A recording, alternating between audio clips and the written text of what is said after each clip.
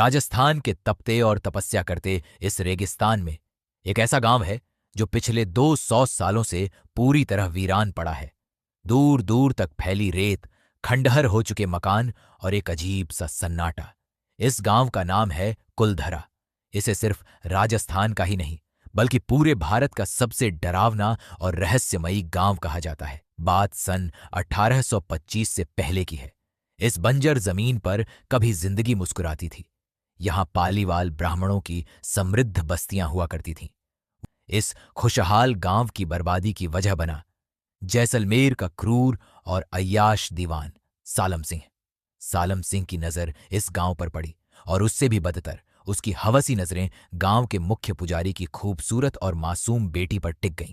वो उस लड़की को किसी भी कीमत पर हासिल करना चाहता था।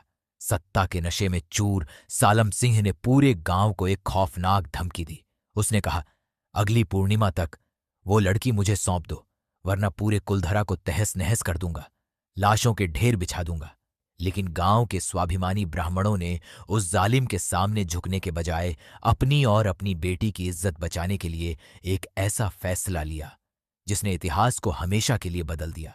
और फिर आई वो काली रहस्यमयी रात। आसपास के 84 गांवों के हजारों लोग अपने घरों को, अपनी यादों को और अपनी जमीन को छोड़कर हमेशा के लिए निकलने की तैयारी करने लगे। और फिर वो सब एक साथ गायब हो गए। हैरानी की बात यह थी कि इतनी बड़ी तादाद में लोगों के जाने की भनक किसी को नहीं लगी।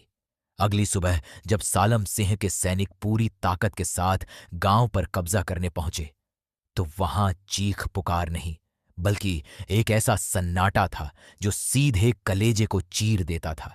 किसी ने उन्हें जाते हुए नहीं देखा, न रेत पर उनके पैरों के निशान मिले और न ही कोई गवाह। वो हजारों लोग हवा में विलीन हो गए, लेकिन जाने से पहले उन दुखी और आक्रोशित ब्राह्मणों ने इस जमीन को एक भयानक, कभी न टूटने वाला श्राप दिया था।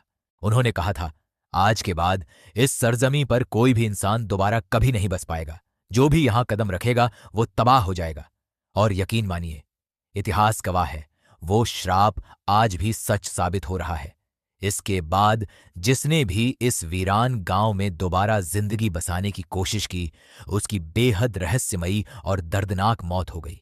आज भी यहां आने वाले टूरिस्ट्स का कहना है कि शाम ढलते ही खंडहरों के बीच से अजीबोगरीब आवाजें आने लगती हैं, जैसे कोई आपस में फुसफुसा रहा हो, जैसे चूड़ियों की खनक हो या जैसे कोई रो रहा हो।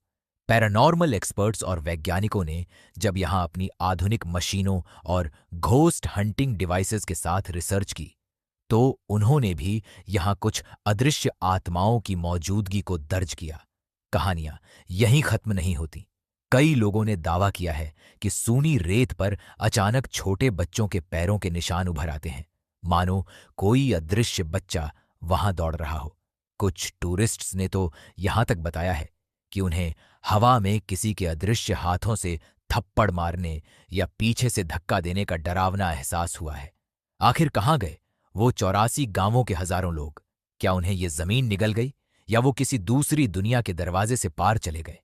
आज 2 सदियों बाद भी कुलधरा का ये खौफनाक रहस्य वैज्ञानिकों और इतिहासकारों के लिए एक अनसुलझी पहेली बना हुआ है।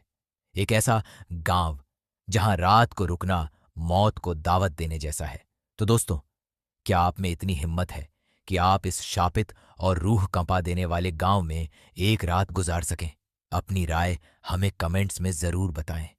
और हां, अगर अकेले में डर लगता हो तो इस वीडियो को शेयर करना न भूलें।